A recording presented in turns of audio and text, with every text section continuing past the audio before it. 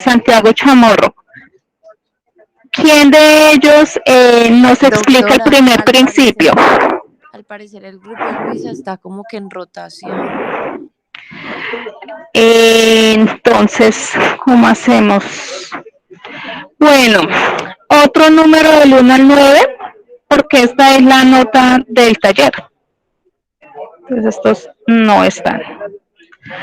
Otro grupo, otro número del 1 al 9. 5, doctora.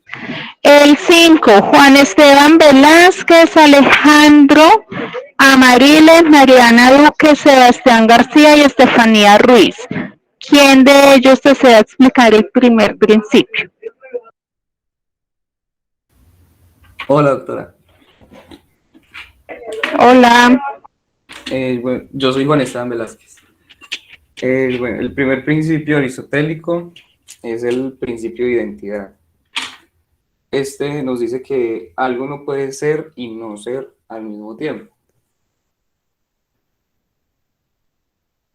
Por ejemplo, ¿cómo lo entendieron ustedes? Por ejemplo,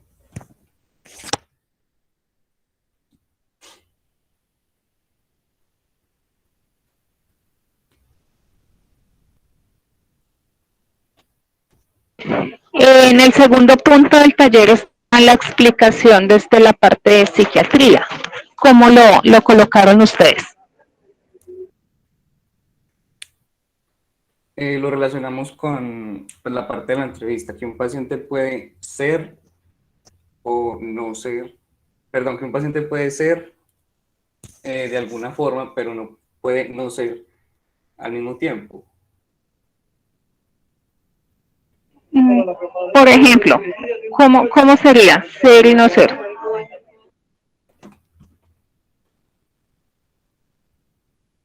Por ejemplo, cualidades de su personalidad. Puede ser extrovertido, pero no puede no ser extrovertido al mismo tiempo. Identidad hace referencia al concepto como tal yoico, es la esencia del individuo, es el mismo y está igual independiente de que la persona esté de día, de noche, sola, acompañada, en esta ciudad, en otra ciudad, porque es la esencia, es la identidad como tal. Es como la estructura que tiene esta persona. Pueden encontrar pacientes que les refieren o comentan durante la entrevista que están acá, pero en este mismo momento se encuentran en Pereira, o que son un humano, que son una persona, que son un ser humano, pero que al mismo tiempo es un animal. Entonces es la contradicción, no hay una identidad, se usa Pedro es Pedro y es Pedro, Pedro no es Juan. ¿Sí es claro? Sí, doctor. Ok. ¿Alguna pregunta de ese principio? ¿En qué momento de la vida una persona es una persona y al mismo tiempo es otra y después es otra y es normal?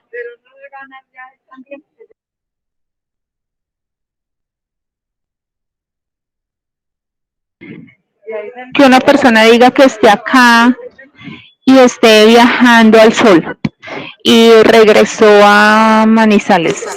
Doctora, perdón, es que pues me tocó entrar desde el celular porque no me quería servir el micrófono del computador. ¿Te toca qué, perdón? Es que yo soy del grupo que preguntó al principio, espérame, salgo desde el computador. Ah, bueno, tranquila. Y no me quería servir el micrófono. Entonces pues estaba hablando y escribí en el chat, pero entonces me tocó meterme desde el celular. Ok, listo, no te preocupes. ¿Qué persona o en qué momento de la vida es normal lo que les estaba explicando, que esté acá, que viaje al sol, que vuelva a Manizales. ¿En qué momento consideran que está adecuada esa situación? Quizá cuando sueña, doctora. ¿Cómo? Quizá cuando se sueña. En el sueño, sí señor. En el sueño no existen los principios aristotélicos, en el sueño no hay una lógica de pensamiento, porque el sueño está gobernado o se rige por el inconsciente como tal. Y es totalmente ilógico, pero es normal. ¿Listo? Entonces por eso se encuentra que durante el sueño uno está acá y está allá y es el mismo y uno es como uno, pero mentira es que es el cuerpo de, no sé, el primo y al mismo tiempo se va y regresa. Entonces el sueño como un fenómeno normal, natural de todas las personas, no se rige por los principios aristotélicos, motivo por el cual no hay una lógica. ¿Listo? Entonces esta es una situación normal sin principios aristotélicos porque está gobernado por el inconsciente. Listo, entonces el primer principio que es el principio de identidad. El segundo principio es, ¿cuál? Daniela, me dijiste del grupo anterior, ¿cierto? Que no estaban conectados. Ay, sí, señora. Listo, explica por favor el segundo principio. El principio de la no contradicción, ¿sí? Sí, señora. Bueno, ese principio nos dice pues que es imposible que un atributo pertenezca y no pertenezca al mismo sujeto. Entonces ahí como tal, en el ejemplo, nosotros pusimos que puede ser más que todo atribuido a un rasgo o a una cierta característica. Por ejemplo, puede decir que es imposible que el paciente sea o no sea narcisista, o sea, o es o no es. O en el caso de que un paciente pues padezca pues de un desorden mental, pues o tiene o no tiene el desorden mental como tal.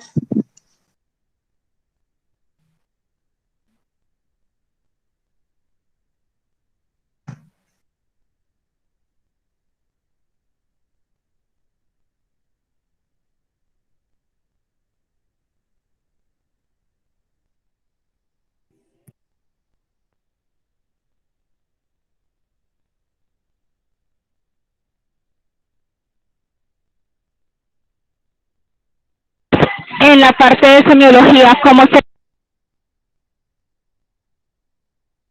Doctora, yo no le estoy escuchando, la verdad. Doctora. En semiología, ¿cómo sería? En psiquiatría, digamos, en una entrevista de un paciente, ¿cómo sería ese principio?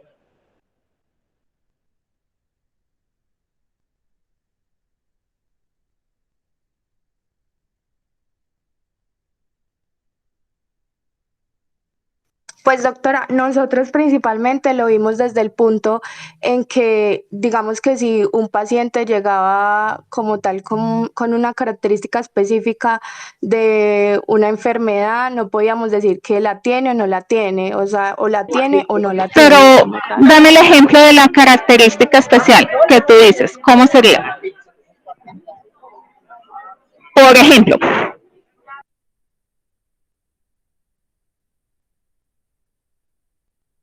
Digamos. Pues doctora, podría ser, pues ahí en el ejemplo habíamos puesto que pues de pronto un desorden mental, de pronto una persona que llegue pues como con un estado, con un estado muy eufórico, por decirlo así.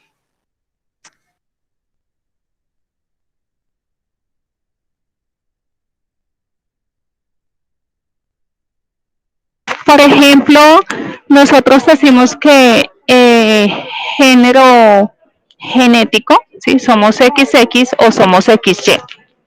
¿Listo? Si decimos que Juan es hombre, Juan no sería mujer, genéticamente hablando. No quiero evaluar ya el tema como de semiología o el tema de todos los géneros, sino genéticamente. ¿Sí? Como para ver el principio de la no contradicción. Entonces, si genéticamente soy XX, no puedo ser XY. ¿Sí es claro? Sí, doctora. Doctora, Listo. para mí no. O sea, yo quedé un poquito confundido. O sea, si llega un confundido, de pronto, pues si llega un paciente actuando en ese caso como, pues sí, o sea, como mujer, pero es un hombre, o sea, sería eso. No, por eso te digo, no es el ejemplo relacionado con semiología ni con trastornos de identidad de género, no. Es como cuando en matemáticas decimos A es A y A no puede ser B, ¿sí? O sea, este día y no esta noche, porque cumple las características de día. Ah, o sea, no pueden ser, ya, no pueden ser como tal dos cosas. Tú no puedes decir este día y esta noche, no, o este Ah, día o esta o el noche. de noche. Sí, sí, señor. Genéticamente es XX o XY.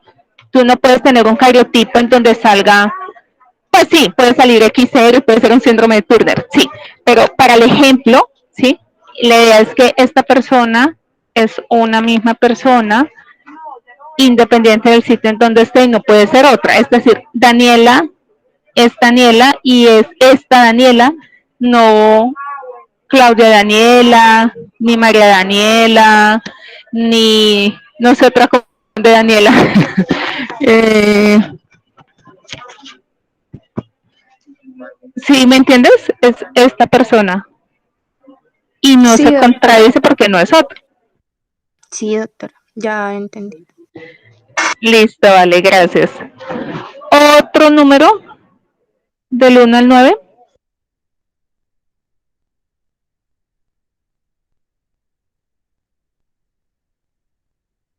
El 9. 7. El 9.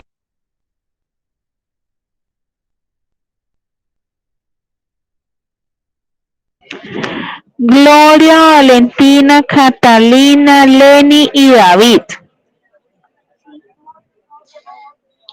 ¿Quién de este Bueno, grupo nos doctora, desea? Hola, nos desea explicar el tercero? bueno, el tercer principio dice que se es o no es y que no cabe un término medio. O sea, que digamos una persona, o sea, como que no hay una tercera posibilidad, o sea, que la persona es o no es. Por ejemplo,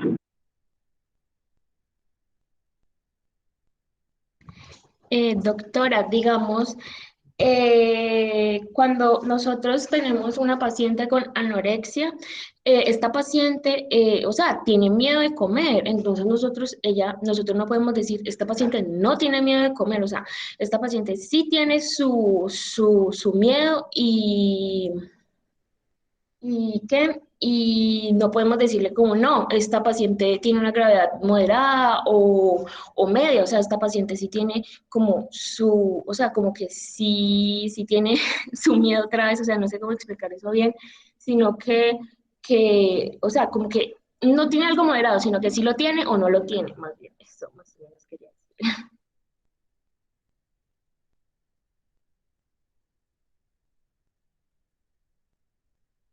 si nos damos cuenta, casi que los principios repiten lo mismo, ¿sí?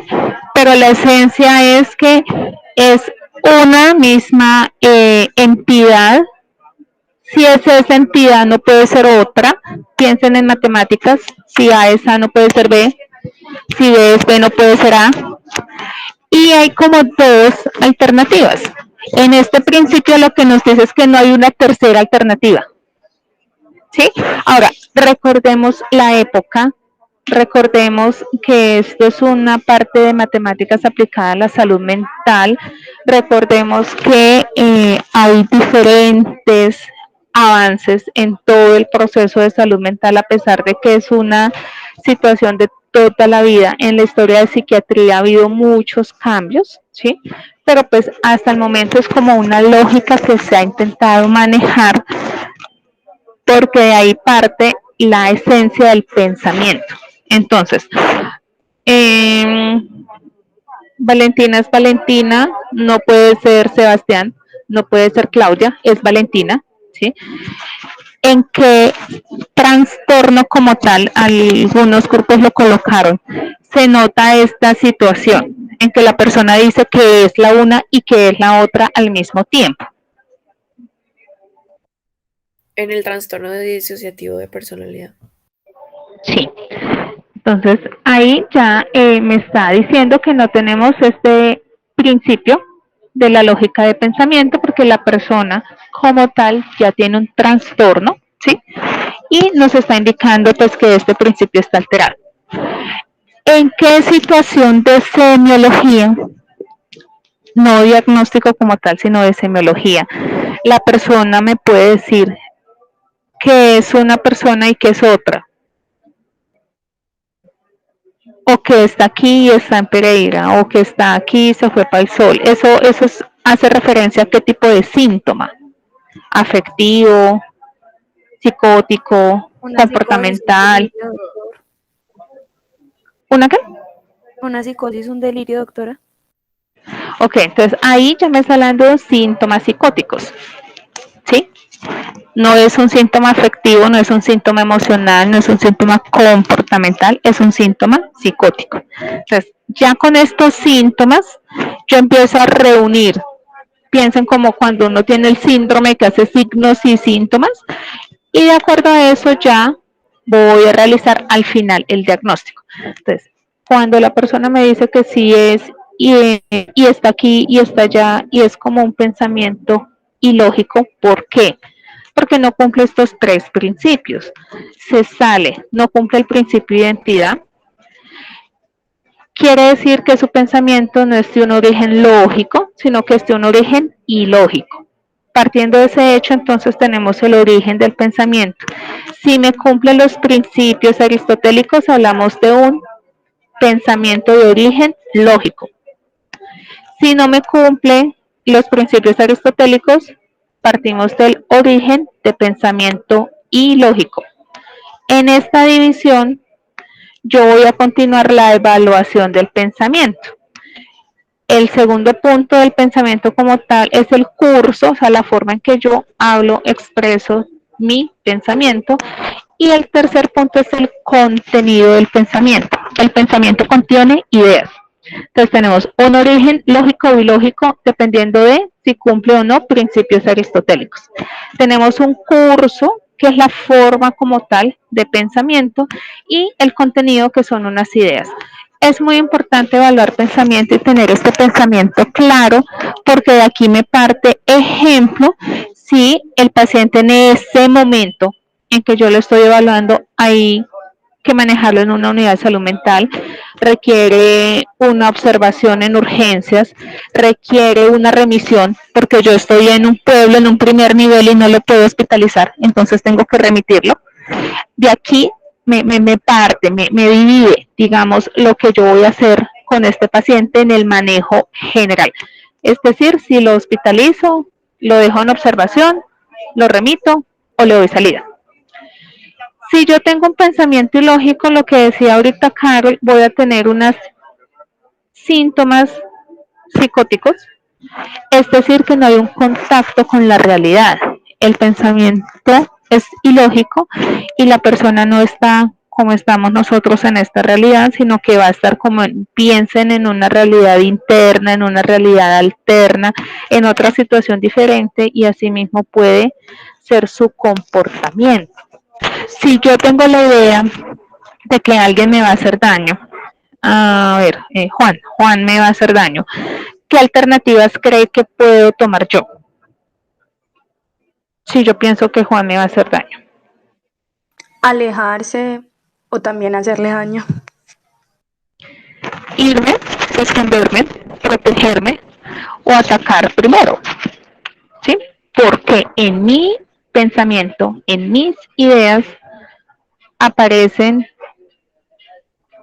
unos síntomas que ahí es el tercer punto, que es el contenido del pensamiento, que son mis ideas, y yo interpreto que esta persona, que Juan, me va a hacer daño.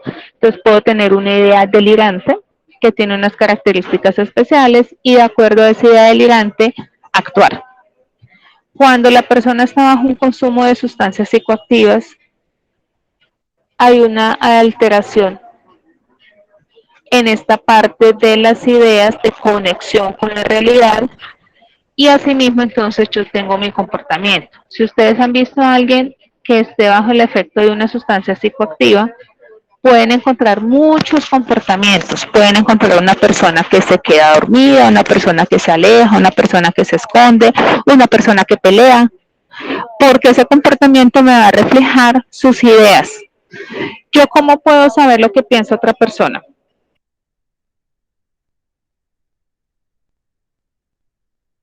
Preguntando o en su forma de actuar muchas veces o de hablar. Sí, la persona me dice, yo le puedo preguntar, la persona me responde, ¿sí? O sea, hablando en la expresión verbal y en su comportamiento.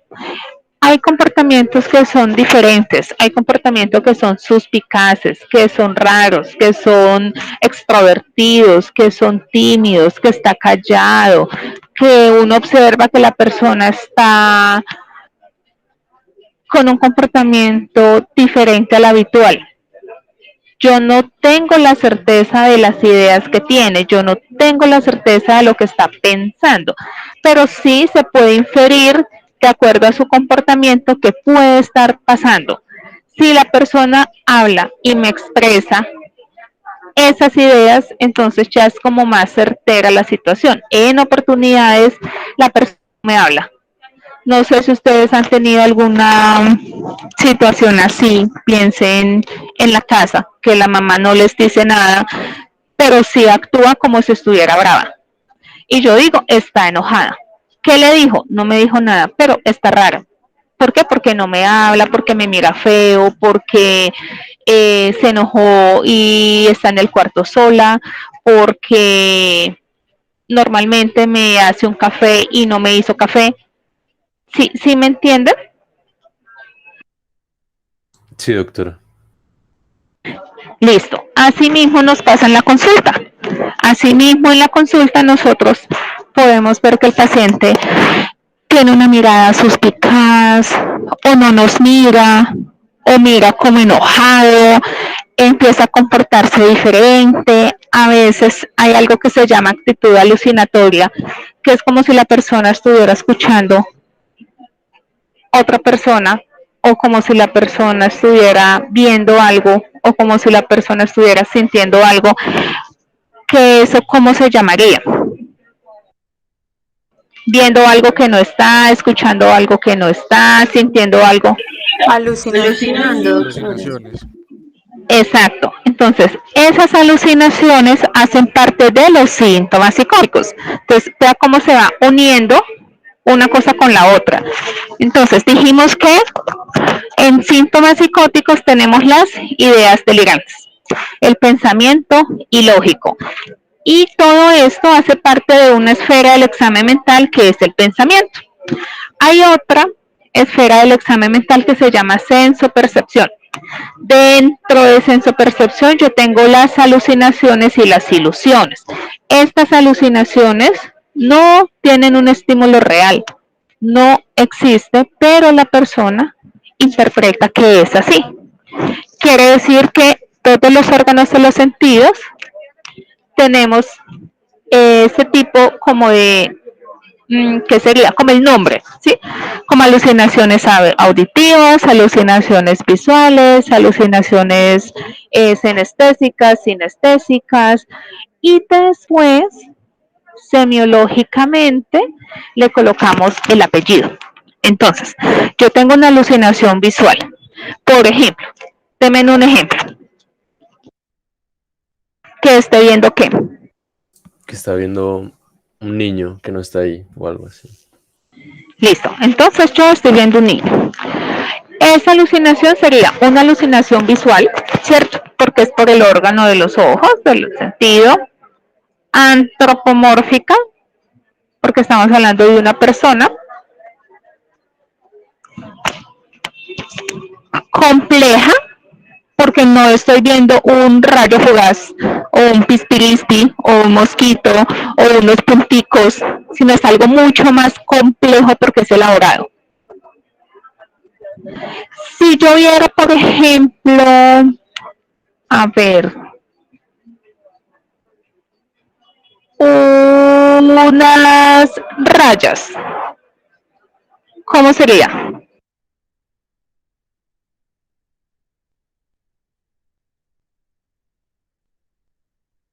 Sería una alucinación más simple, pues debido a que no ¿Cuál es el nombre?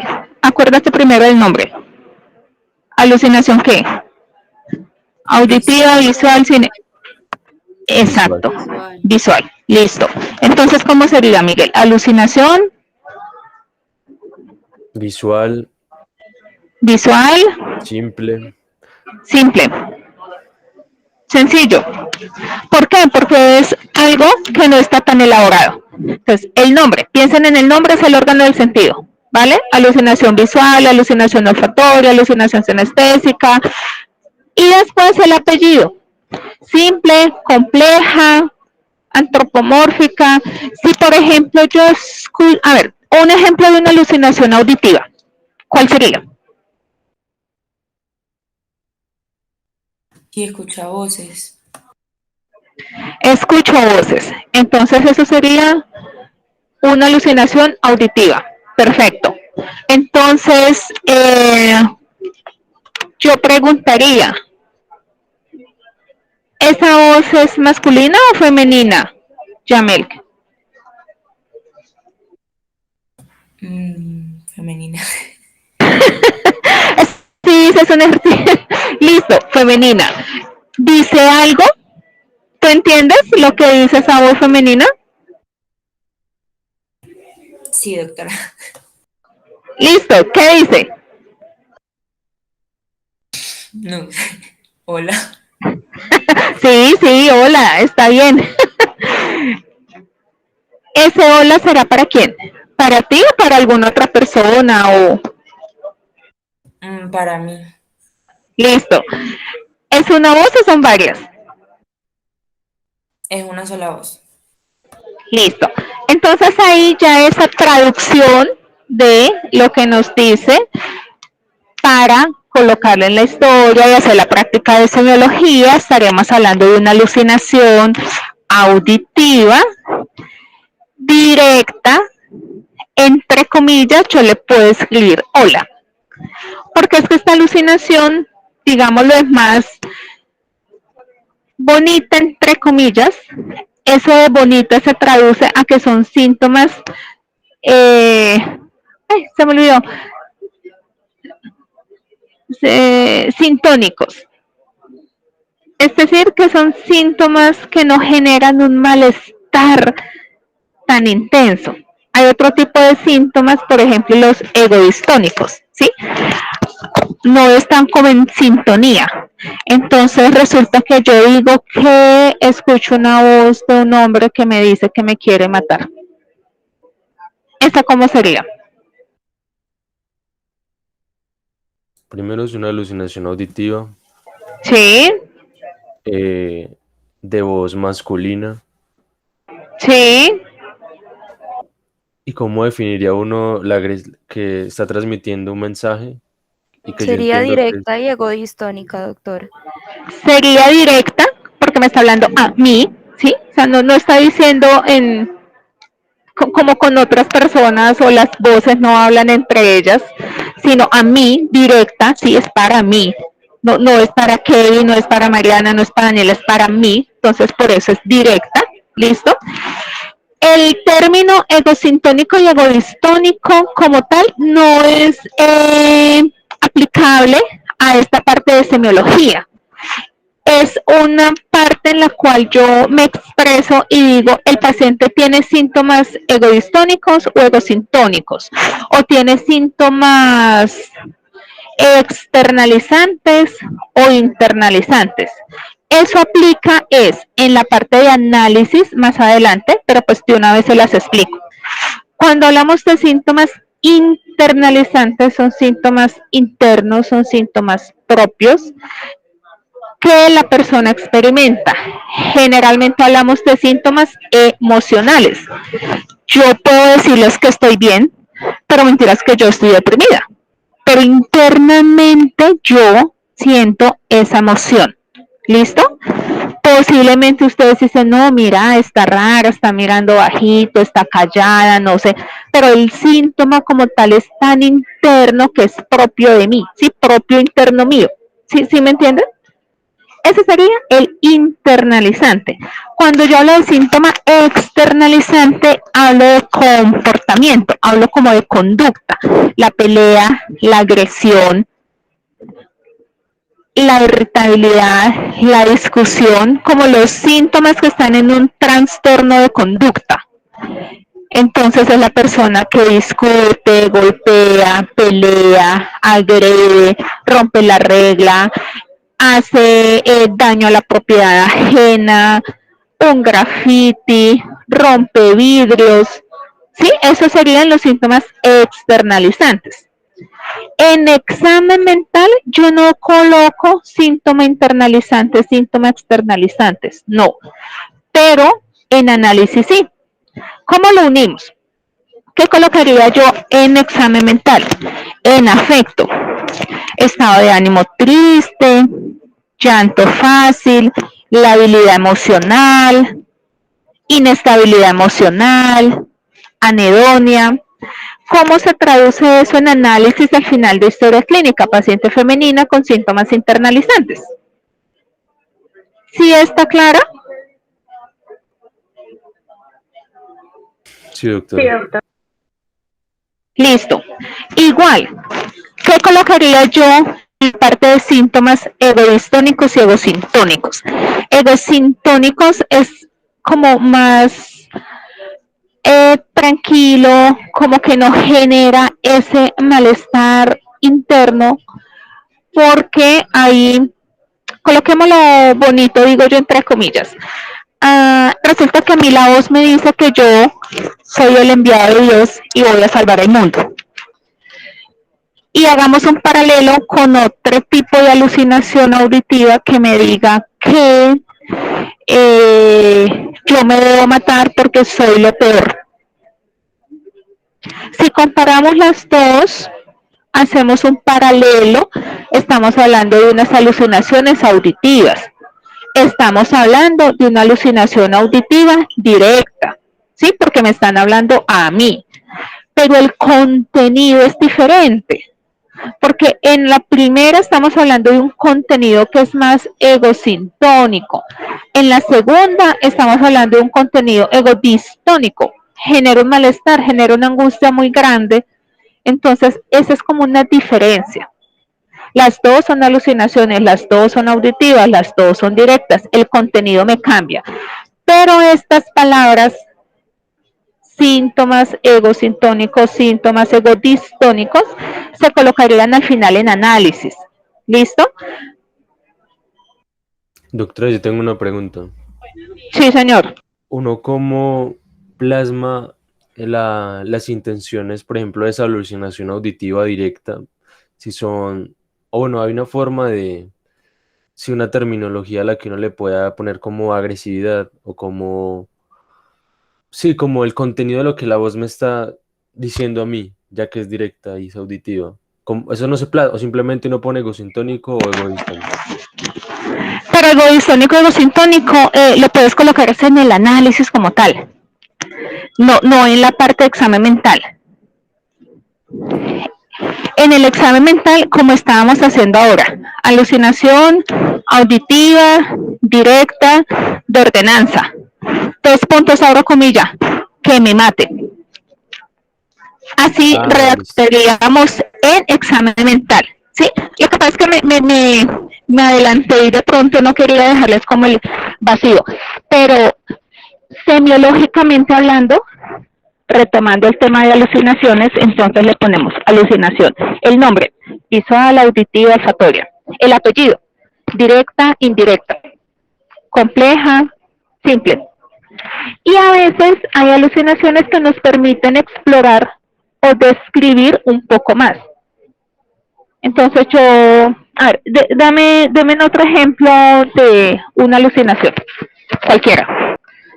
Auditiva, visual, olfatoria. Que escucha disparos. Escuchada, disparos.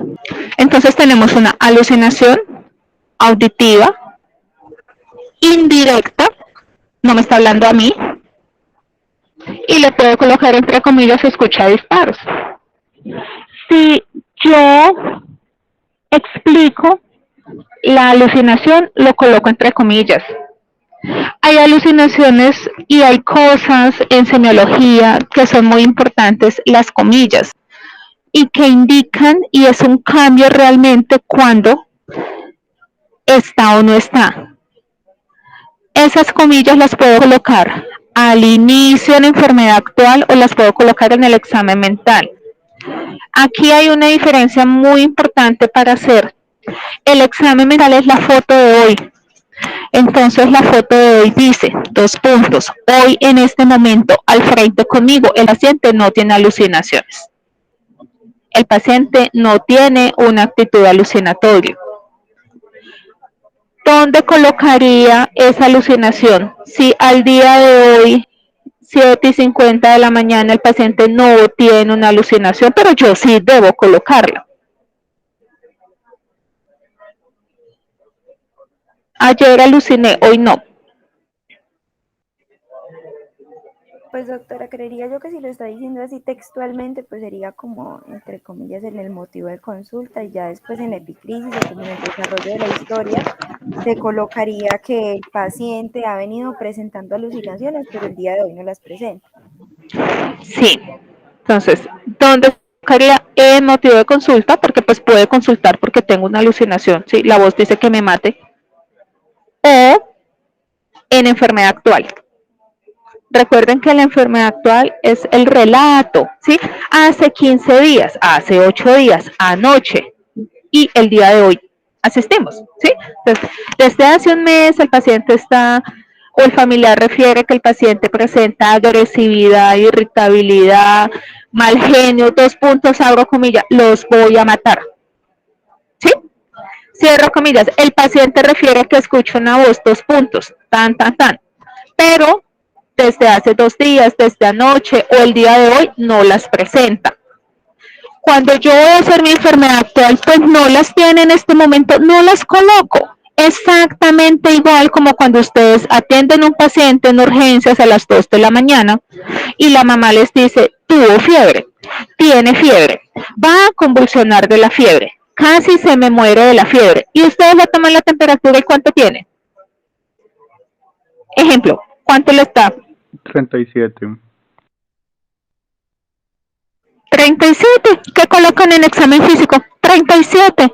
¿Qué colocan en enfermedad actual? La mamá refiere que tenía temperaturas elevadas o no cuantificables o que 2 puntos casi convulsiona, motivo por el cual consulta a las 2 de la mañana. ¿Sí? Ese es el relato y esa es la enfermedad actual. El día de usted, doctor, ¿lo vio con fiebre? No. Ah, entonces, ¿qué le colocó? 37. No, resulta que llegó a urgencias y tenía 39.5. Y si tenía 39.5, doctor, ¿usted por qué no lo atendió? ¿Y por qué lo mandó a sala de espera y en la sala de espera le convulsionó? Les estoy dando solamente un ejemplo. ¿Listo? Exactamente igual. En este momento el paciente está tranquilo, no tiene alucinaciones, no tiene síntomas psicóticos el día de hoy. En este momento de la consulta. Pero en análisis sí es importante describir. Ah, no, venga, postdata, 2 puntos. El paciente está con síntomas psicóticos y el paciente tiene cambios en el comportamiento y el paciente dijo que iba a matar a la familia. ¿Yo cómo lo mando para la casa?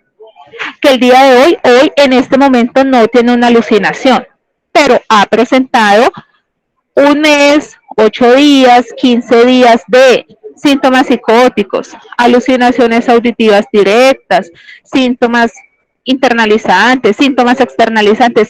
Ahí es donde yo lo coloco, ¿sí? Un análisis no es copiar y pegar un examen mental ni copiar y pegar una enfermedad actual. Un análisis es cuando yo digo, bueno, me gané 500.000 pesos este mes, ¿yo qué voy a hacer? ¿Yo qué voy a hacer? Ahorro, me compro esto, me voy de viaje, hago, y empieza a analizar la situación hasta que al final concluye que se va de viaje, pero la analiza antes. ¿Sí es claro? Doctora, yo tengo una pregunta. Digamos, el paciente Sí, claro. que ha tenido un único episodio de estas alucinaciones, ¿cómo lo describiría yo en una historia clínica? Tal cual. Paciente refiere que solamente ha presentado una vez alucinaciones, nombre y apellido. Listo. Ya entonces tú empiezas, ¿sí? Ya entonces tú empiezas a valorar el resto de cosas, ¿sí? La mamá comenta que tiene un pico febril. Ya. A mí me dice algo la fiebre, no sé qué. Señora, pero usted sí le tomó la fiebre, la temperatura, ah, que sí, ah, que no. Pero es que adicional no nos quedamos con la fiebre, adicional el niño tiene vómito, diarrea, ta, ta, ta, ta, ta.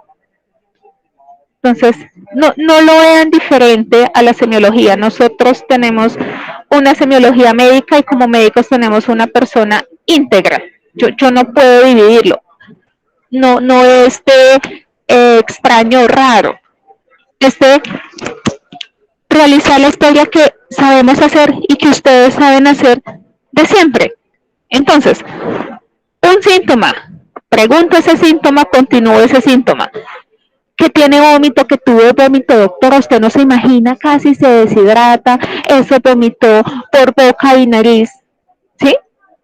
Y uno va a ver al paciente y cómo lo encuentra. ¿Cómo encontrarían el que vomita por boca y nariz? Al examen físico. Deshidratado, con las mucosas secas. Letárgico. Con los ojos hundidos. Pálido. Y resulta que yo lo encuentro hidratado, con mucosas húmedas. Señora, pero está hidratado, es que está vomitando. Entonces, tengo la oportunidad de dejarlo en observación, ¿cierto?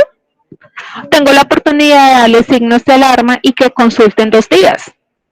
Tengo la oportunidad de tomarle un examen y ver qué me arroja el paraclínico. Llama la atención que la mamá refiere múltiples episodios eméticos y el paciente está hidratado. Se inicia tolerancia vía oral. Y ahí en el hospital ustedes empiezan a darle suero. Ay, que ese suero tan maluco, mamá, pues cómprale el Hidra Plus y aquí se siente y le va dando de a poquitos y nosotros lo vigilamos.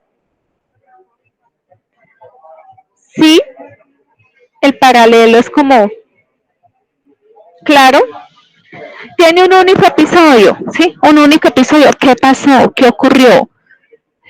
Que ahí en ese momento yo pueda decir, no, pero es que la mamá me dice una cosa, el paciente me dice otra, el acompañante me dice una cosa, el paciente me dice otra. Nosotros no somos o vamos a juzgar, ¿sí?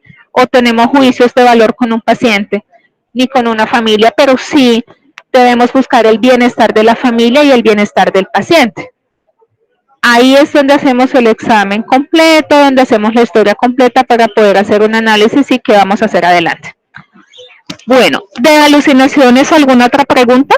Doctora, yo señora. tengo una pregunta. ¿Cómo sería, Sí. cómo sería una alucinación olfatoria? Por ejemplo, ¿la cacosmia cuenta como una alucinación olfatoria o en sí cómo sería un ejemplo? El paciente te dice que huele a sangre, que huele feo, que huele a popó, que huele a quemado. Te dice. Hay que, como decía Carol, preguntar, ¿no? A veces no lo relatan, uno no lo pregunta y se pasó la alucinación olfatoria. Pero sí hay pacientes, ejemplo, los pacientes militares, ¿sí? A veces ellos refieren ese tipo de alucinaciones, pacientes que han estado expuestos a diferentes químicos, personas que trabajan en agricultura, también lo relatan. En ese tipo de alucinaciones hay que descartar epilepsia, hay que descartar una lesión cerebral, hay que descartar una lesión que ocupe espacio.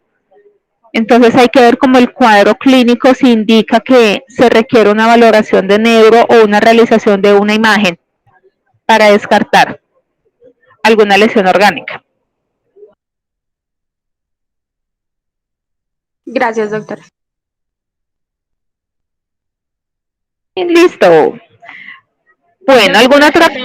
Tengo Sí. una pregunta. Es que, digamos, si hay un paciente psiquiátrico que es un peligro para la sociedad, pero el paciente no se quiere internar, ¿ahí qué se hace?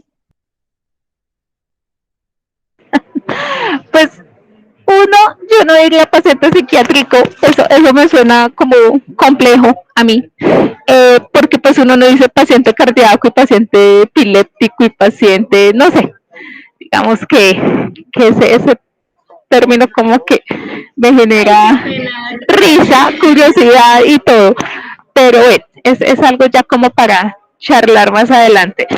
El paciente tiene unos síntomas que pueden generar un riesgo para su familia o para la sociedad o para él mismo, ¿sí?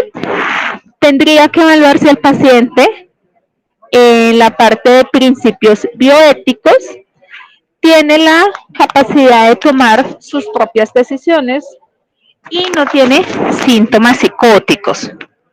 Si un paciente no tiene síntomas psicóticos, o sea, está en contacto con la realidad, tiene sus principios aristotélicos, cumple con la lógica de pensamiento y dice, voy a matar a mi esposa porque es puntos suspensivos, ¿cierto?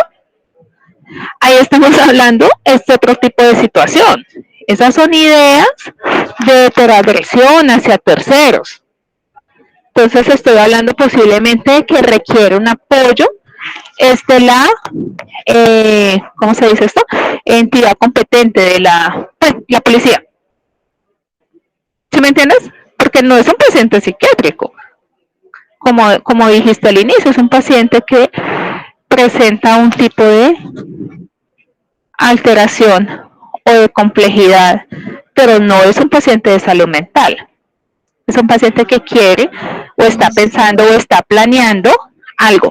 Yo vi un paciente así, yo trabajé en el OSEN, que es el hospital de la policía en Bogotá, y llegó y me dijo, voy a matar a puntos suspensivos, ¿sí?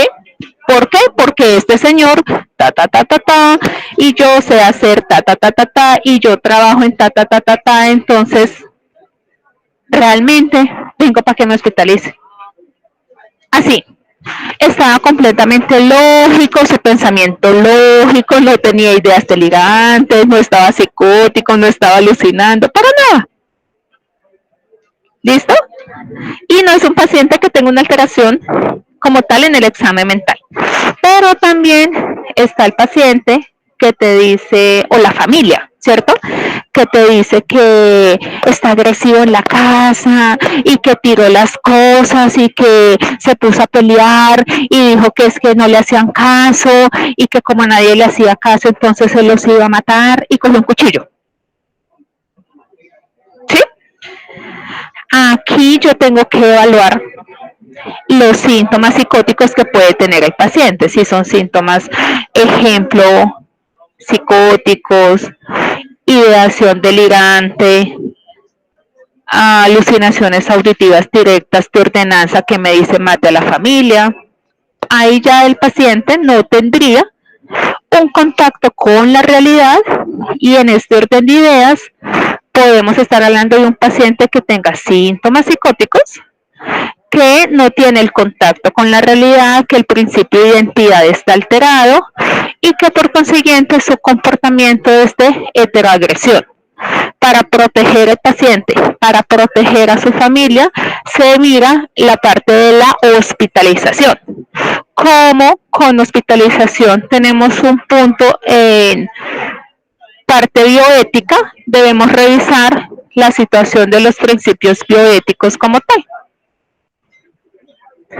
Sí hay principio de autonomía, principios de... ¿Recuerdan cuáles son? Justicia, autonomía, ¿cuál es el otro? No no maleficencia. Sí, beneficencia, justicia, autonomía. Entonces, ahí es donde se van a evaluar. En este momento, el paciente tiene la capacidad de tomar este tipo de decisiones, tiene la capacidad porque está, bueno, consciente no es la palabra, sería como en contacto con la realidad para tomar este tipo de decisiones. Es un proceso legal diferente o son síntomas psicóticos que alteran el estado mental del paciente y por consiguiente no puede tomar una decisión adecuada. ¿Sí está clara como la diferencia entre los dos ejemplos? Sí, doctora. Listo. Resulta que ustedes trabajan en un hospital San Juan de Dios y están en el servicio de anestesiología y el paciente sale de anestesia y se puso a pelear. ¿Qué hacemos? ¿Qué puede ser eso? Una reacción adversa a la anestesia. Entonces uno le pregunta, señor anestesiólogo, ¿qué pasó? Posiblemente si nos hacen una interconsulta o somos el médico del servicio de recuperación o somos el médico hospitalario de cirugía, ¿sí? Entonces uno puede decir, no, pues es que resulta que, pues claro, es que vea, le colocaron este anestésico y la reacción es esta situación, ¿sí? O resulta que hay anestesia que el paciente sale llorando. Y llora, y llora, y llora, y no sabe por qué, y llora como esa labilidad emocional, y usted, ¿pero qué le pasó? ¿Sí? Es un efecto del proceso de anestesia. O resulta que el paciente tiene una cefalea, o resulta que el paciente tiene náuseas, ¿sí? Entonces, hay anestésicos que tienen una reacción secundaria y algunos la habilidad emocional, llanto fácil y alteraciones de comportamiento.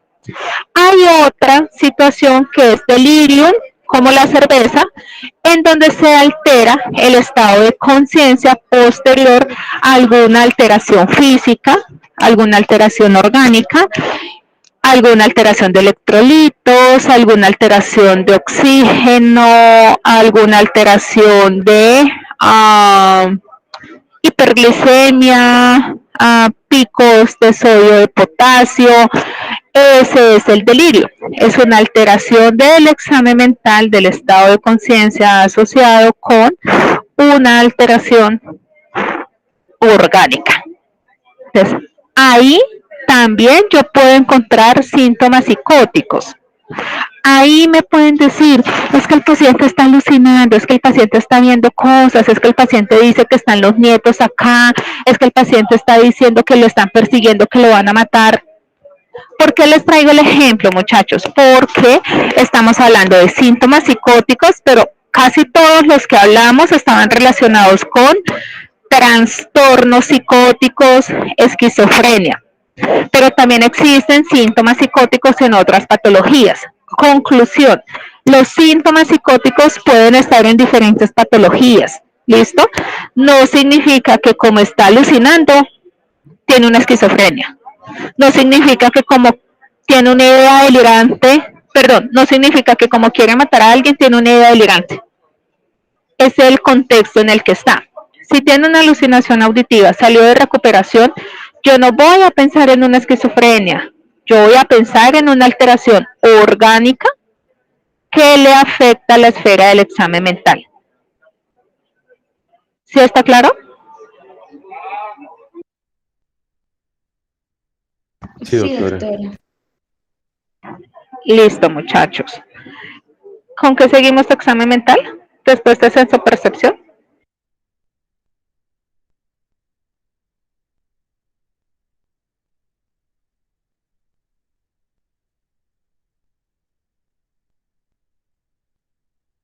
Memoria, doctora.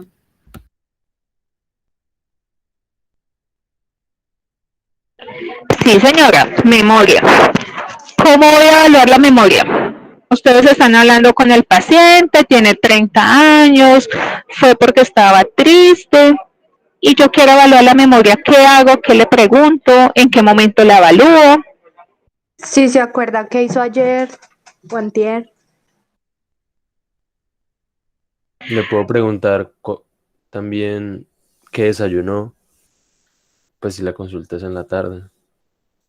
Doctora, pues depende como de si es, o sea, si es remota o si es, digamos, reciente. Entonces, si es remota, pues de la infancia, o si es reciente, digamos, que desayunó o que comió anoche o cosas así. Digamos que el paciente son ustedes. Son unos muchachos universitarios, juiciosos, inteligentes, y van a consulta. Y el médico empezó a evaluarles memoria de una manera, no sé, coloquial, entre comillas, charladito. Y en la medida en que se van haciendo las preguntas, de alguna manera yo puedo ir hablando estos datos. Entonces yo le pregunto con quién vive, cuántos hermanos tiene, dónde nació. En teoría son datos de identificación, en teoría son datos sencillos, son datos que uno espera que le hagan la pregunta, ¿sí? Como que no queda tan extraño. Y en la medida en que va avanzando la entrevista, yo puedo preguntar ya datos muy puntuales, como por ejemplo, ¿y alcanzó a desayunar? ¿Sí? Ay, ¿y qué desayunó? ¿Sí? ¿O cómo llegó? Vive muy lejos, se mojó el bus, ¿sí? Cosas que de alguna manera hagan parte del relato en la entrevista del paciente. Y yo puedo extraer la información. Es decir, yo evalúo memoria en toda la entrevista. No es que diga, minuto 1 voy a evaluar afecto, minuto 2 voy a evaluar pensamiento, minuto 5 voy a evaluar memoria. No, se va evaluando. Ya si tengo un dato muy puntual, sí que digo, no, realmente yo voy a preguntarle acerca de la memoria reciente, ¿cierto? De la memoria de trabajo. ¿Por qué? Porque mi sospecha es una demencia. O necesito hacer un mini mental. ¿Ya vieron mini mental en neuro o que han visto de semiología? No, semiología hasta ahora nada, doctor. De neuro no. Ok. Entonces, si ya yo necesito algo muy puntual, pues obviamente lo hago, ¿sí? Señor, voy a hacerle estas preguntas, por favor, ¿me colabora? Ah, sí, claro. No quiero. Ah, bueno. Entonces uno coloca, paciente se niega a realizar el mini mental. Porque si yo veo que están evaluando memoria, que la sospecha es una demencia y no hay un mini mental, es como si dijéramos que estoy pensando en una diabetes y no tengo un reporte de glicemia en ayunas. Digo, ¿será que se le olvidó al doctor? No, al doctor no se le olvidó, el paciente no colaboró, entonces el paciente se niega a tomarse el paraclínico. De hecho, coloco que no se pudo realizar el examen de mini mental, que es un test muy sencillo, eso lo veremos más adelante. Bueno, ¿qué voy a evaluar en memoria? ¿Qué alteraciones tendríamos en memoria? Amnesias, de pronto. Hay amnesia, sí. ¿Qué tipos hay? Que esos sí son como varios. ¿Tienen ahí el libro? ¿Sí? Pues, doctora, yo había escuchado de la amnesia retrógrada, anterógrada. No sé si la lacunar es una, doctora.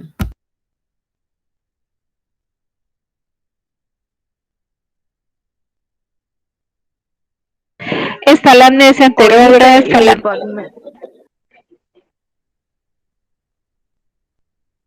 Sí, está la amnesia como tal, la anterógrada, retrógrada, la lacunar aparece también en episodios, por ejemplo, de consumo de alcohol. Entonces, si han tomado o de pronto conocen a alguien que haya tomado, puede relatar a esta persona que no recuerda algunos momentos y es muy común estas fallas como tal en la memoria.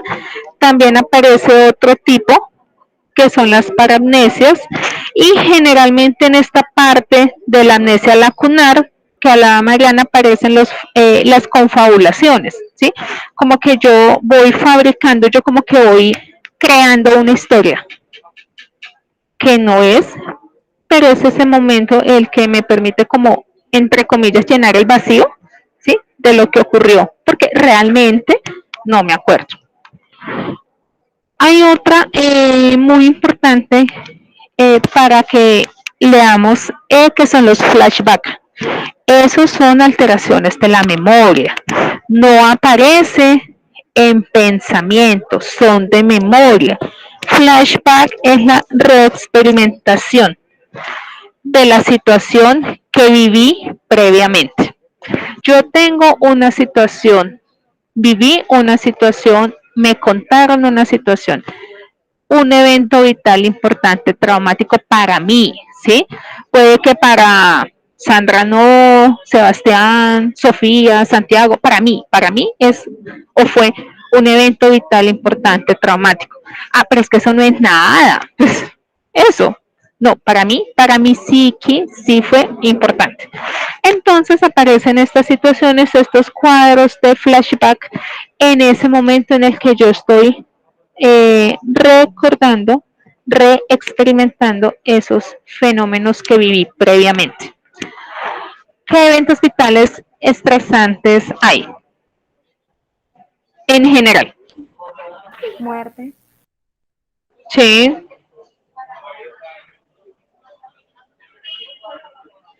Fenómenos de la naturaleza. El abandono Bueno, muerte. El abandono de una persona o la terminación de una relación afectiva. Abandono, duelo, muerte, fenómenos naturales, incendios, terremotos, inundaciones, deslizamientos. ¿Qué otro? Desplazamiento forzoso. ¿Qué otro, muchachos? Violencia física, psicológica, sexual, maltrato infantil. Entonces, realmente son muchos los eventos y se experimentan, ¿sí?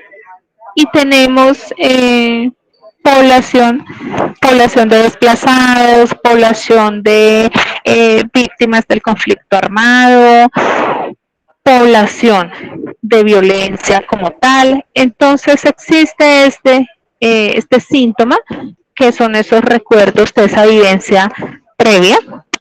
Y este síntoma más adelante, cuando me damos ya semiología, pues trastornos como tal, hay algo que se llama reacción de estrés agudo, trastornos de adaptación y trastorno de estrés postraumático. Entonces, en todo este grupo de diagnósticos de trauma y estrés, encontramos este flashback, que es una alteración de memoria.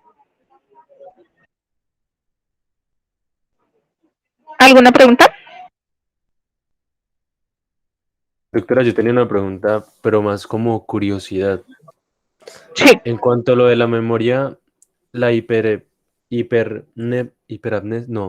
no sé cómo pronunciarlo bien, hipermnesia. Hipermnesia, sí. Una persona puede tener, con estos eventos postraumáticos, puede llegar a recordar ese evento tan vívidamente que lo pueda vivir estando ahí en consulta. Sí, eso se llama reviviscencia. Esa no sería la hipermnesia, sino serían reviviscencias, que es el flashback. Entonces, a ver, yo vi un paciente, lo atendí en el hospital militar, y el paciente era enfermero de combate. Es decir, tiene su formación como auxiliar de enfermería, está en el área de combate, y pues si vamos a época de combate, quiere decir que hay fuego y cruce y disparos y bueno, todo cual película pueden imaginarse. Ahí ya lo que se hace es que el paciente estaba hablando, estaba contando, relatando. No, y entonces nosotros, y entonces pasó, y entonces fue que, y entonces un día, y contando el cuento, como diría coloquialmente. Y de un momento a otro, entonces empezó a sudar, pero esta sudoración profusa, ¿sí? A sudar.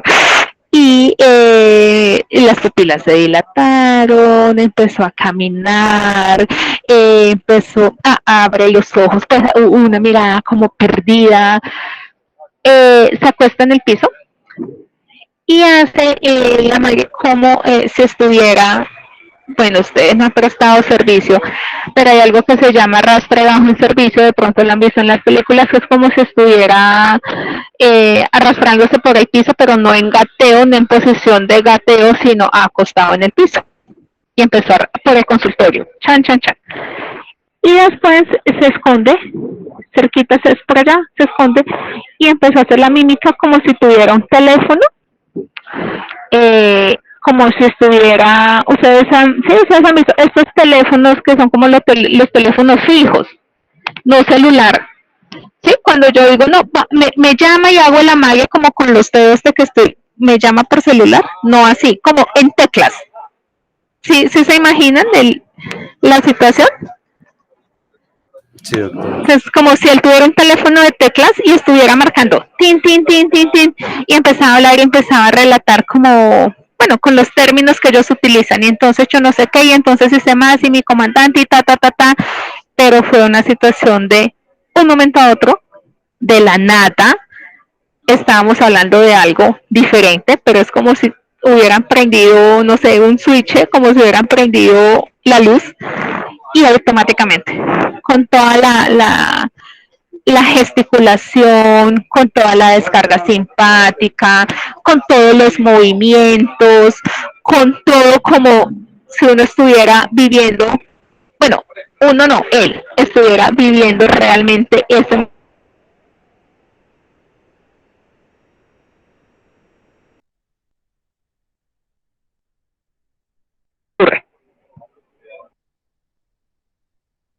Doctora, creo que ahí se le entrecortó un poquito. Que esa es la situación tal cual, y eso pasa, y puede ocurrir.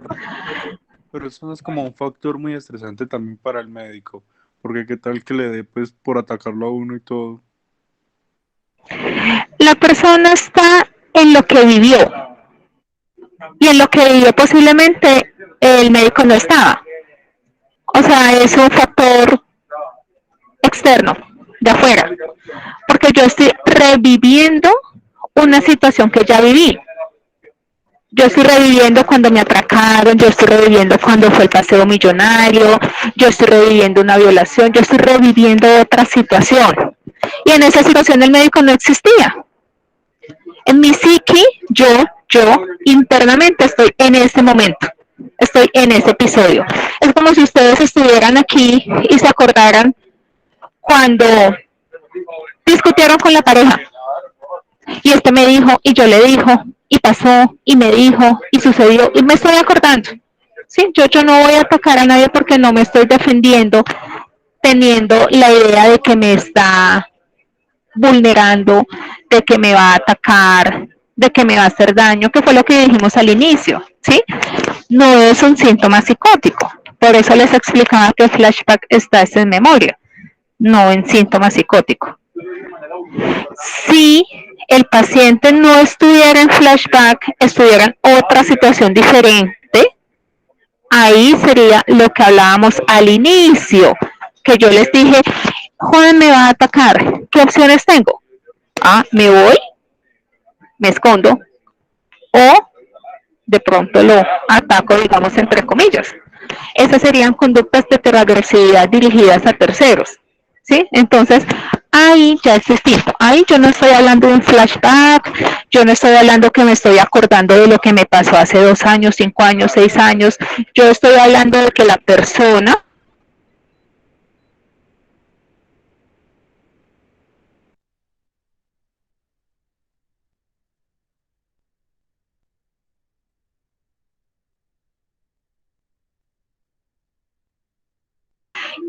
y se va a poner a pelear. Pues piensen que ustedes están en un bar con un amigo o con unos amigos, a poner a pelear. ¿Qué hace Sebastián? ¿Cómo suena Sebastián? Doctora, qué pena, es que hubo un gran pedazo que se le cortó. Están en un bar con un amigo y Sebastián se va a poner a pelear. ¿Cómo se pone Sebastián?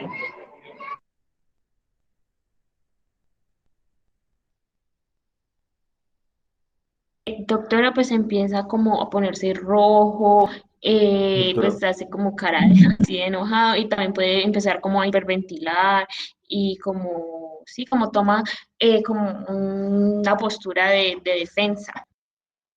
Se pone como irritable, doctora.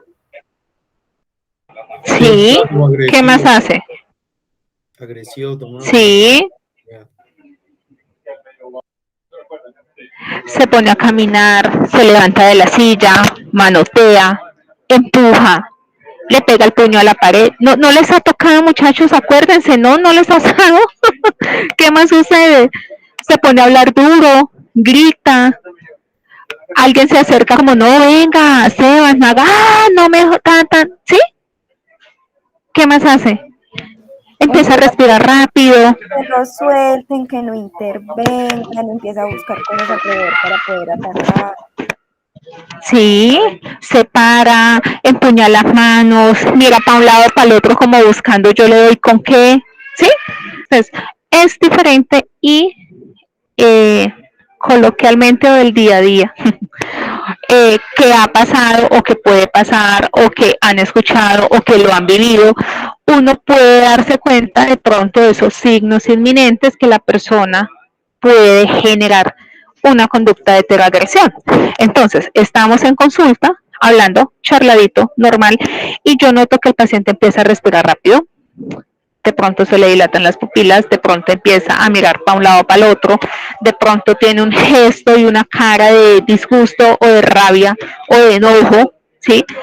La expresión facial es diferente, cambia. De pronto yo observo que se levantó de la silla, así como, oh, sorpresa, ¿sí?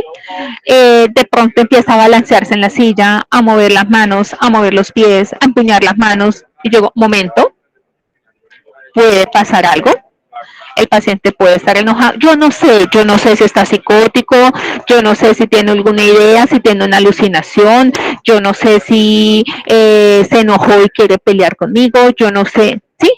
Entonces, observo una semiología que se llaman signos inminentes, yo no sé la causa, pero sí sé posiblemente la consecuencia, y posiblemente la consecuencia sea, me va a pegar. En ese orden de ideas, para evitar esa consecuencia, ¿yo qué voy a hacer?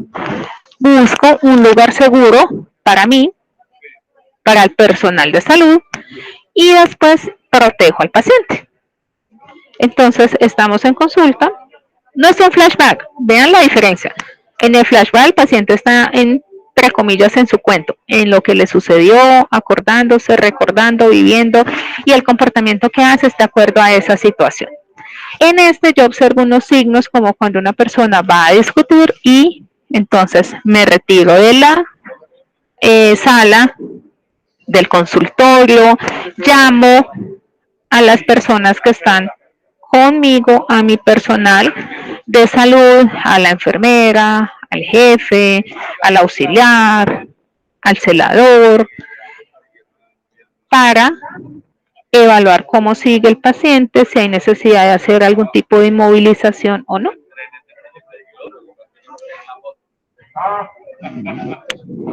¿Sí está claro el ejemplo? sí, doctora. Listo. ¿Qué otra pregunta tienen, muchachos? Doctora, ¿en qué momento lo que nombraban ahí en el libro sobre los déjà vus, en qué momento un déjà vu puede ser puede estar, sí, puede ser patológico?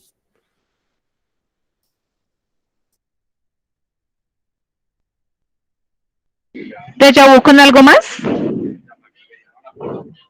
Piensa que estos síntomas. Tú me dices dolor abdominal. Ok. ¿Algo más? Por ejemplo, Abdomen blando déjà vu depresible, una masa, vómito. ¿Qué más de pronto con el déjà vu? y alucinaciones visuales.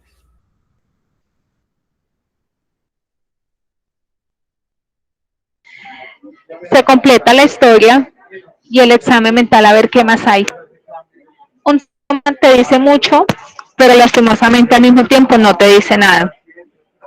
Una dolor, un pico febril, vómito, tos, te puede decir algo, pero no te puede decir al mismo tiempo nada. Tenemos que llenarnos de semiología para poder hacer un diagnóstico, o por lo menos una impresión diagnóstica, o por lo menos yo digo, algo pasó, porque resulta que uno puede tener un déjà vu, ¿sí? ¿Y qué más? No, pues yo sí me acuerdo, esto como que ya lo había vivido, esto como que yo ya había estado, esto como, ajá, ¿y qué más? No, nada más. Ah, bueno, nada más. No, pues yo tengo esto y adicional, digamos, yo sí me angustio mucho porque de pronto siento que mi mamá, mi papá, mi pareja, el colegio, la universidad, el trabajo, ah, bueno, ¿y qué más? ¿Y qué más? ¿Y qué más? Y así mismo, digamos, como que uno va creando más semiología, pero de un solo fenómeno no. Es como si dijéramos, estoy triste. Listo, ¿hace cuánto tiempo? ¿Qué más tienes? Problemas de la concentración, de la atención, de sueño, para pensar de pronto si ya hay algo patológico, como una depresión, o es el estado emocional de tristeza que podemos tener todos. Ah, listo, doctora. O sea, que uno necesitaría como más síntomas y completar un poco más. Con más síntomas, sí. Es que es muy llamativo porque a uno a veces le dicen, no, es que yo tengo esto, ¿qué es? Dicen, no, pues, ¿qué más hay? ¿Sí? Ah, no, es que anoche soñé esto, ¿qué es? ¿Sí? O me pasó esto, ¿qué es? Pues una cosita no te va a orientar mucho.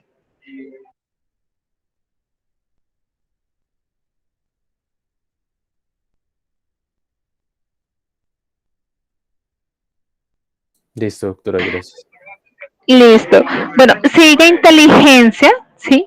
Para inteligencia tenemos varias formas de evaluación. Tenemos las preguntas que hacemos, la forma en que el paciente nos responde. Debemos saber, por ejemplo, que hay test específicos para memoria. De acuerdo a la edad, los realiza psicología. Yo puedo solicitar ese test, que es la prueba de inteligencia, porque tengo una sospecha de un retardo mental, porque tengo una sospecha de un coeficiente intelectual elevado.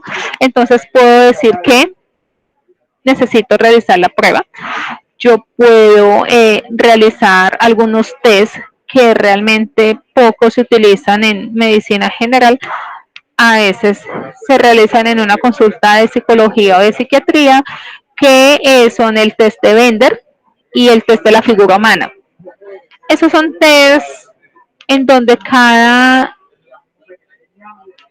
actividad que se realiza da un punto. Esos puntajes me suman y se hacen como una fórmula para cuantificar el coeficiente intelectual. El test de Bender, si ustedes lo revisan, son unos dibujos, son unas láminas, y yo le paso la lámina al paciente y le digo que la realice en un periodo de tiempo. Y ahí se observan unas perseveraciones, omisiones, sustituciones, cambios. Son puntos, bolitas, rayas, es algo realmente muy sencillo. La figura humana es otro test, entonces yo le doy lápiz y papel y le digo a la persona que me haga una figura humana. De acuerdo a las partes del cuerpo, hay una tabla y da una puntuación. Y ahí se realiza la fórmula y después se da la cuantificación. El que realmente se está utilizando es el prueba cognitiva, la de WIS o la de WISE o la WITSI, que es la de niños más pequeños, para lo realiza el psicólogo. Nosotros simplemente hacemos una sospecha, se solicita, el psicólogo la realiza y pues ya vemos el resultado como tal. Si no vamos a solicitarlas, simplemente estamos en la entrevista, pues le podemos preguntar cosas, analogías, semejanzas, diferencias, capacidad de resolver un problema, Si hay un incendio, ¿qué hace? Si de pronto se encuentra una billetera en la calle, ¿qué hace? ¿En qué se parecen unas banano a una manzana, un niño a un enano? Bueno, como preguntas más generales. Y casi siempre este punto de inteligencia es lo que a mí me impresiona. ¿Listo? Entonces, este término es importante porque me impresiona una inteligencia promedio. A mí me impresiona una inteligencia. Ay. A mí me impresiona una inteligencia promedio. A mí me impresiona una inteligencia baja. A mí me impresiona una inteligencia alta. ¿Por qué? Por la forma en que el paciente se expresó, por cómo fue la parte de la conversación, por las respuestas de las preguntas. Entonces, ya en análisis yo puedo colocar que la inteligencia impresiona baja y se solicita una cuantificación del coeficiente intelectual. ¿Listos? Sí, doctora.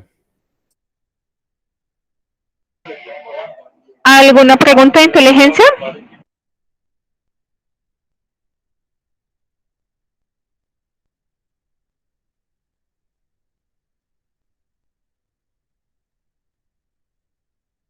Por mi parte, No, no, doctora. doctora. No, doctora. Seguimos con introspección. ¿Qué es la introspección? Esos sí son términos de pronto más nuevos.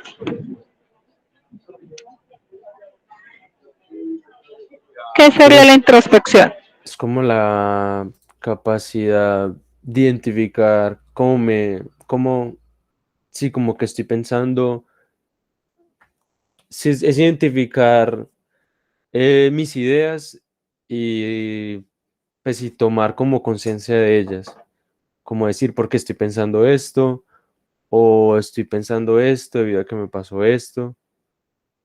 Sí, es tratar de entender, sí, yo lo asimilo así como entender lo que estoy pensando, no solo ser algo impulsivo. Bueno, es darme cuenta de cómo estoy, ¿sí? Porque no solamente tengo pensamientos, también tengo emociones, tengo sentimientos y comportamientos. Entonces, realmente es como yo me doy cuenta de que realmente pasa algo, sucede algo, o me doy cuenta de cómo está mi salud mental o mi estado psicológico en ese momento, ¿sí? Entonces, pensémoslo en una mujer que se realiza el examen de mama y dice, tengo una bolita, tengo algo, me doy cuenta de algo, ¿sí? Me doy cuenta que me duele, me doy cuenta de la bolita, me doy cuenta de una protuberancia, me doy cuenta de un cambio de coloración de la piel, me doy cuenta de que algo está ocurriendo, o sea, como el ser, esa palabra chistosa porque no es ser consciente, pero bueno, es darme cuenta, entender, ¿sí? La situación emocional, psicológica, comportamental, de pensamiento, mi estado psíquico en general. Lo percibo, me doy cuenta y lo identifico. Digo, venga, es que sí, yo estoy triste, o sea, de verdad, yo me siento mal, yo estoy triste, a mí me pasa, yo por eso vengo a pedir ayuda, o yo por eso le dije a mi mamá que me trajera, o realmente yo no me había dado cuenta, ¿sí? A mí la psicóloga sí me había dicho, pero pasaron 3 meses y ahorita sí me doy cuenta que las cosas no están bien, que hay algo, porque casi pierdo el trabajo, casi pierdo el semestre, mi pareja casi me deja, entonces como que ya me di cuenta que hay algo que está mal. ¿Sí es claro? Sí, doctora. Dentro de esos tipos de introspección hay varios, ¿sí? Hay varias como puntuaciones, cuando está más o menos, cuando no hay nada, cuando está adecuada, ¿sí? Estos términos, muchachos, por favor, revísenlos porque son términos semiológicos. la introspección no es ok o la introspección no es normal, ¿sí? Existe la terminología. Entonces está la introspección precaria, está la introspección adecuada, está la introspección nula, y es importante saber el grado de introspección porque esto me va a ayudar a el tratamiento y al pronóstico de este paciente. Si hay una introspección nula, venga, va a perder el semestre, no. O yo digo, uy, de pronto sí. O no, venga, ayúdeme a estudiar, tenemos que hacer algo porque lo voy a perder. Ese es el pronóstico de la situación y eso es lo que me va a ayudar a mí. Existen momentos en el que hay una introspección nula. No pasa nada. Yo no tengo ningún problema. Realmente yo puedo consumir, puedo trabajar y no pasa nada. Pero se empieza a observar alteraciones en el comportamiento en el trabajo, alteraciones de la dinámica familiar, problemas en su desenvolvimiento como persona. Vea, es que pasa esto, se ha dado cuenta de esto, se ha dado cuenta de lo otro. Y ahí empieza un proceso más como terapéutico, en el cual uno le observa, pues le muestra al paciente, el paciente observa y se va dando cuenta que estas alteraciones sí pueden estar, que realmente hay una interferencia, ¿sí? Porque esto es clave, las patologías en salud mental generan una interferencia comportamental, social, familiar, académica, laboral, y cuando yo me doy cuenta de esa situación, avanza. Más fácil se acepta el tratamiento, más fácil el pronóstico es favorable, y si esta introspección está precaria o está nula, es más complejo el proceso terapéutico. ¿Alguna pregunta de introspección?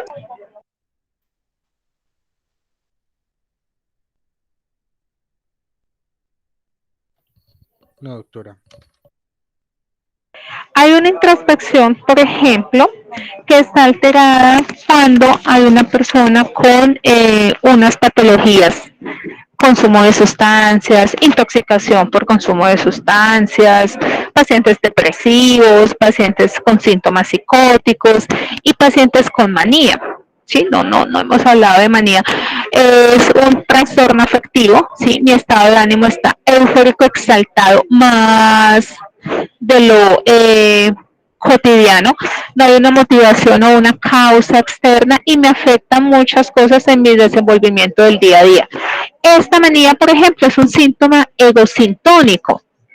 Hay pacientes que generalmente en manía se sienten muy bien, están muy bien, tienen energías, tienen la capacidad de hacer muchas cosas, de hacer una cosa, de hacer la otra. ¿Cuál es la interferencia ahí? ¿Qué es lo que debemos evaluar en este paciente? Que a pesar de que tienen la energía o tienen ese ánimo elevado o eufórico, las situaciones que inician no las terminan. Las situaciones empiezan y no se finalizan. Como dicen las mamás, pican aquí, pican allá y no terminan haciendo nada. La capacidad y las horas de sueño, de descansar, es muy pobre, es muy básica. La alimentación empieza a afectarse. Puede haber una disminución de peso, puede haber algunos síntomas físicos o síntomas de reflujo, gastritis, epigastralgia, porque realmente no hay una alimentación adecuada. Entonces, estos son los síntomas que el paciente en una manía generalmente no los ve, por eso la introspección es pobre. ¿Listo? Carol, ¿tiene una pregunta? Sí, doctora, ¿existe de pronto algún paciente que haga algo como por decir así, hiperintrospección y que eso sea patológico?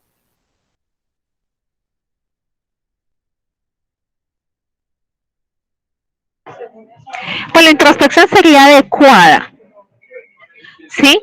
Ya de pronto tendríamos que evaluar en esa hiperintrospección si existen otros puntos, ejemplos, rasgos de personalidad obsesivos, ¿sí? El medicamento se debe tomar a las 8 de la mañana. Y yo le digo, toma el medicamento, una tableta a las 8 de la mañana. Y resulta que si eran las 8:10 y no me lo tomé. Se me olvidó, se me pasó. Entonces entré en crisis de pánico, porque era a las 8, no a las 8:10. Viéndolo desde ese punto, evaluaría mucho más de pronto el tema de personalidad, rasgos de personalidad, porque todos tenemos características de personalidad, todos tenemos unas características menos, otras más, y yo puedo ser juiciosa, responsable, perfeccionista, un poco obsesiva, un poco cuadriculada, un poco que si me sale del contexto como que no se puede, y eso ya me generaría una interferencia de pronto, ¿sí? Como un malestar. Otro ejemplo sería mi cita mensual, y mensual significa el 25 de cada mes, pero el 25 es un domingo, y mi cita tiene que ser el 25. Porque si no es el 25 no es cada mes. Y si no es cada mes, entonces ya estoy mal. ¿Sí? De pronto viendo esos ejemplos, y los comento porque son ejemplos reales, pues, de pacientes que he atendido en algún momento así. No es que la cita es el 25 y 25 es 25 de diciembre, pues atiéndame el 25 de diciembre. ¿Cuál es el problema? ¿Sí? Entonces ahí ya uno dice, no es tan así. Algo debemos de manejar. ¿Por qué? Porque en el día a día y en las circunstancias cotidianas de la vida hay momentos en los que debo ser flexible, ¿sí? En algunas circunstancias porque me adapto a una situación. Y acuérdense que nosotros nos adaptamos a todas las situaciones para poder sobrevivir. Entonces, viendo este punto ya más biológico, nosotros nos adaptamos a algunas circunstancias. Sí es importante tener el límite, sí es importante tener la regla, sí es importante cumplirla, pero de pronto viéndolo como en esa hiper funcionabilidad, ahí ya buscaríamos algo más de personalidad. Listo, doctora, muchas gracias. Ok. Bueno, y el otro punto es la parte de movimiento y conducta o psicomotor. En algunos exámenes mentales, lo que les comentaba como al inicio de la clase pasada, aparece desde el inicio, ¿sí? Nosotros tenemos este libro guía para tener un orden, porque realmente como son varios puntos de examen mental, yo fácilmente puedo darles toda la sustentación de por qué psicomotor está al inicio del examen mental. Pero también les puedo decir por qué psicomotor está al final del examen mental. Yo puedo decir que está al inicio porque el paciente ingresa al consultorio caminando, en silla de ruedas, está acostado, está en la unidad de salud mental y yo ya estoy evaluando psicomotor, ¿sí? Pero también puedo decir, ven, psicomotor está a través de toda la media hora de la consulta. Y en este psicomotor el paciente puede estar muy bien, entrar por sus propios medios, sentarse, tener signos inminentes de agitación y tener una conducta de heteroagresión que termine en una inmovilización. Pues vea cómo es fluctuante en examen mental. Psicomotor está al final en este orden y se evalúa desde el inicio hasta el fin. Por eso es tan dinámica la consulta. No es como yo ya lo esculté, yo ya hice palpación de abdomen, yo ya le tomé los signos. Estos cambian durante ese tiempo. Pero en algún momento debo escribirlos para poder pasar al siguiente punto de la historia clínica. Al análisis, al plan de tratamiento, diagnóstico, se cierra la historia clínica y se entregan documentos o se le explica al paciente. ¿Sí es más o menos claro?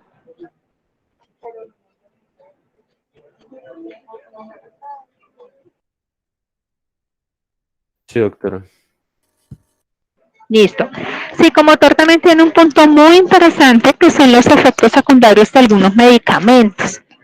Nosotros sabemos la indicación del medicamento, la forma farmacéutica, el horario en que se debe tomar, la dosis en que se debe tomar, eso todo lo manejamos. También los efectos secundarios. Entonces resulta que hay unos efectos secundarios de medicamentos que son utilizados en agitación psicomotora, en pacientes con esquizofrenia, en pacientes para sueño. Bueno, independiente de la indicación, llamémoslo así, el medicamento tiene un efecto secundario y hay unos síntomas que son extrapiramidales. Cuando vean la parte de neurología de todos los ganglios basales, observamos algunas alteraciones del núcleo caudado, del núcleo putamen, que generan unos síntomas. Y semiológicamente hablando, ya hablamos de temblores, disquinesias, diagnósticos de Parkinson. Asimismo, por la otra vía, encontramos efectos secundarios de medicamentos que me generan acaticia, que me generan disquinesia temprana, que me generan disquinesia tardía, que me generan rueda dentada. Entonces, es importante la evaluación en psicomotor, no solamente de la parte semiológica, sino también de los efectos secundarios de medicamentos. Acaticia es la imposibilidad de quedarse quieto. ¿Sí? No es la persona que se siente y mueve hacia el pie o mueve la mano, sino es la imposibilidad. Realmente es un desespero porque no me puedo quedar quieto.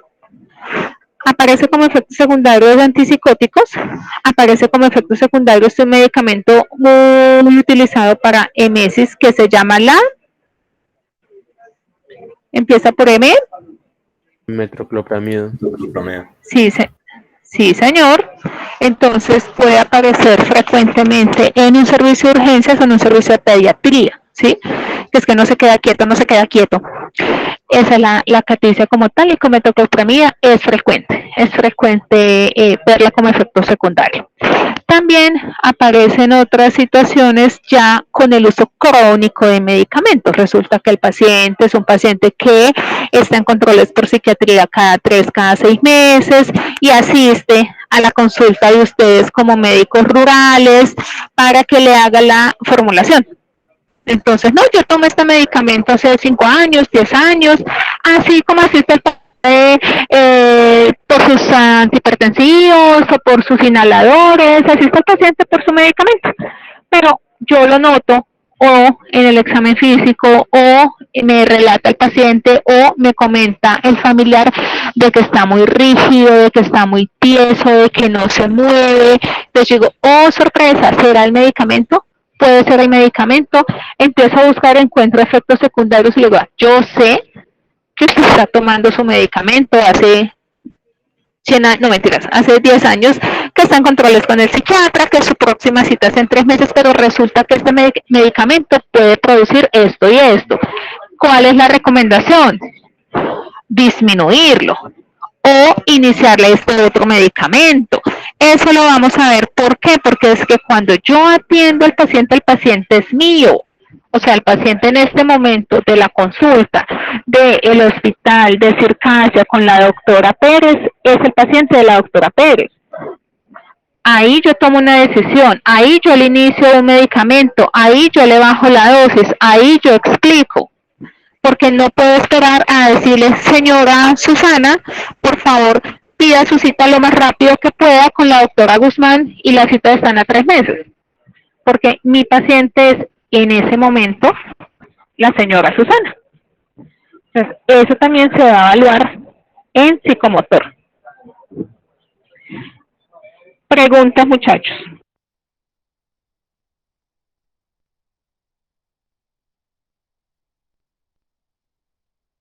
No, doctora. No, doctora. Por mi parte, todo claro.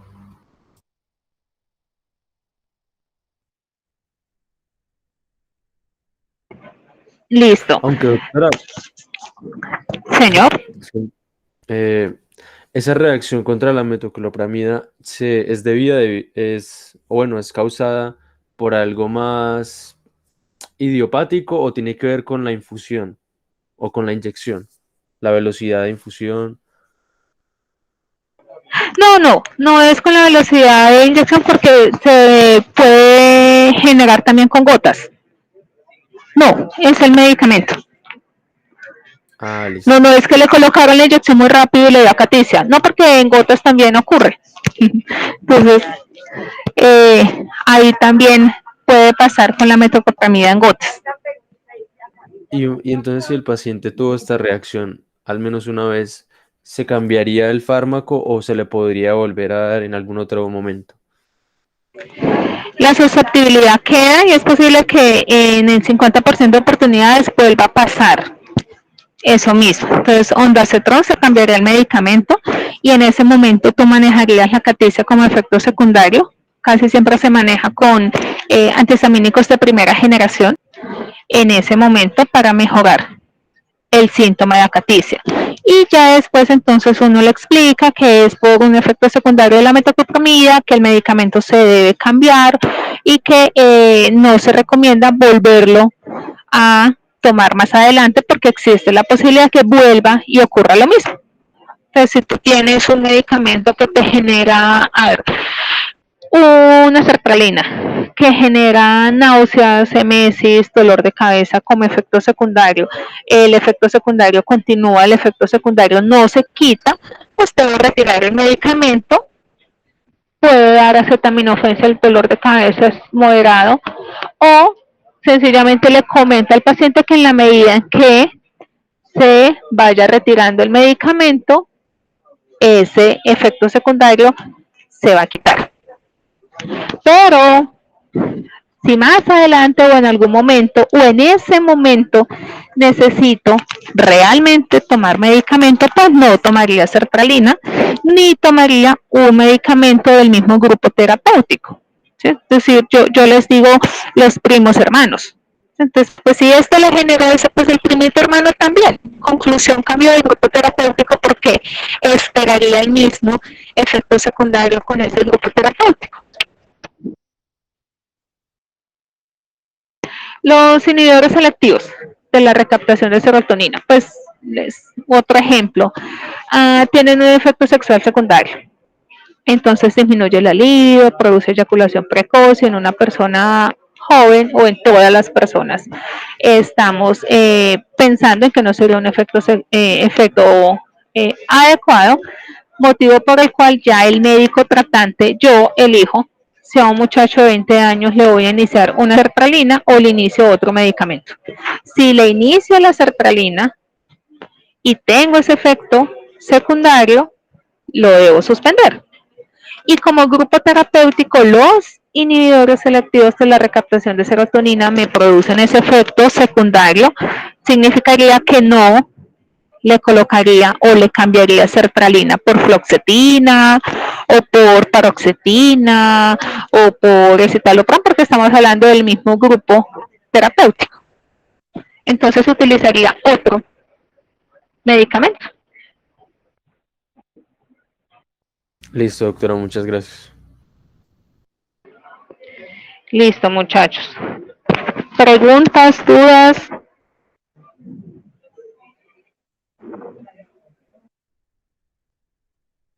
Por mi parte no, doctora.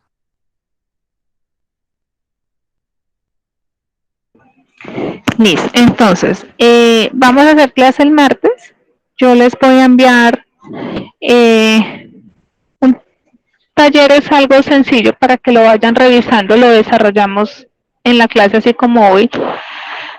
Pues eran grupos de 5, vi que no pudieron realizar la mayoría de los grupos de 5, entonces vamos a hacer este taller por la lista en orden alfabético según la lista, los primeros 5, luego los otros 5 y luego los otros 5.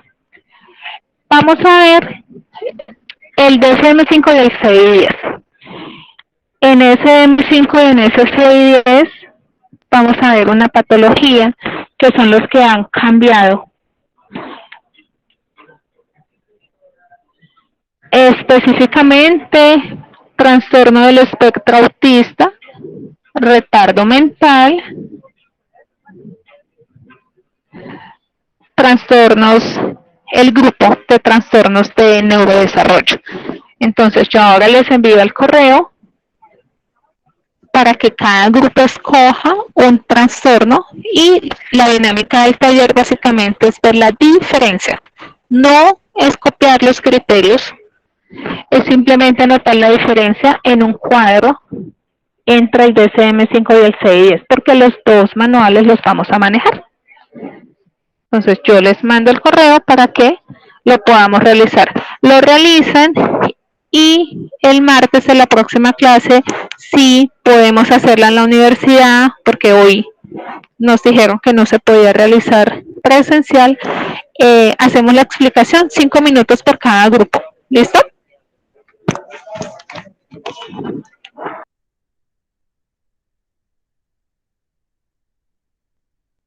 Listo, doctora.